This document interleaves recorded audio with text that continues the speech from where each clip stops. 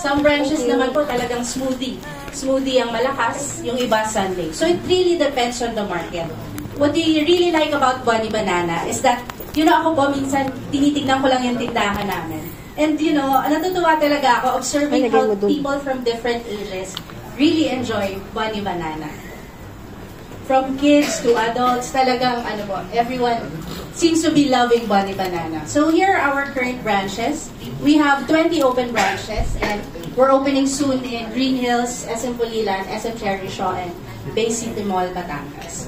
So actually po to give you a background also, since Bang Bang Bangus is already nationwide, present in Luzon, Visayas, and Mindanao, even if Bunny Banana is just in Luzon right now, our capacity naman is up to Bismin because we already have our offices in Visayas and Mindanao for Bang Bang.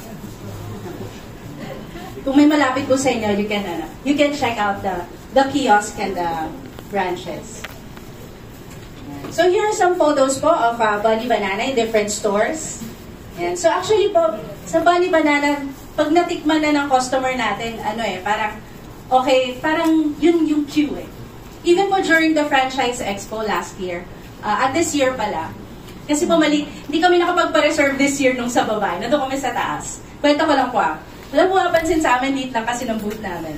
Pero once nag-sampling po kami, babalik na talaga sila. They just have to try it. Why? Because, again, there's no banana ice cream yet in the market. There's no banana specialty kiosk yet in the market. So yun po, bata, teenager, may mascot po pala tayo. Yan, si Benny. Yes. So, and siguro po, this week lang din, just an update, we're now a member of the Philippine Franchise Association. So, dito po ata banda yun sa baba. Yung tatanungan for credibility. And Bang Bang has always been a member of Philippine Franchise Association. Ito po yung ibang pictures. Actually, for Bunny Banana po, we really wanted to spread happiness sa mga bumibili. So kids, teenagers, adults.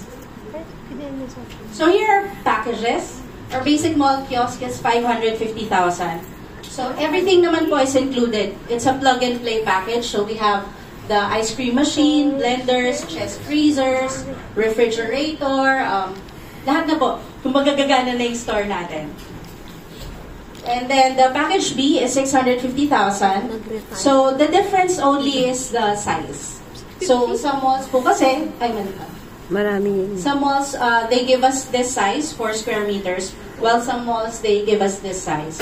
So depending on what is the available kiosk, dun po magbabase yung package na.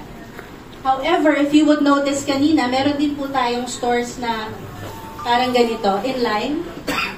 So, meron lang pong additional yon. Depende sa magiging cost ng construction.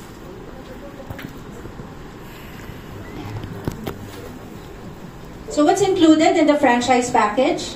Of course, the franchise fee. Belle has mentioned this a while ago. The business system. So we'll teach you po paano natin pagaganahin yung negosyo. Ano yung mga from opening to closing. Ano yung mga papeles na kailangan isubmit ng sales crew natin. Ganon. So, kumbaga, pati mga sheets, inventory sheets, we provide these for you para po susundin na lang natin yung sistema.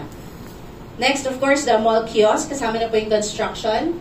And then, as I mentioned, equipment and materials, lahat ng appliances,